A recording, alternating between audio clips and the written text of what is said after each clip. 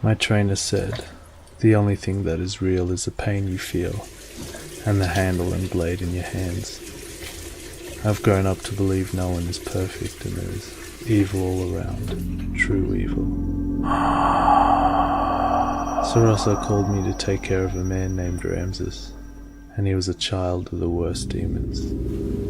He would kidnap young girls and keep them locked up in his basement, chained and gagged, kept them until they went mad, and then he would kill them, cut up each of their body parts and cook it. I guess he ate them, but one thing I know for sure, he would sell the meat to the markets. And people loved it, but they never knew. They were eating bits and pieces of the missing young girls.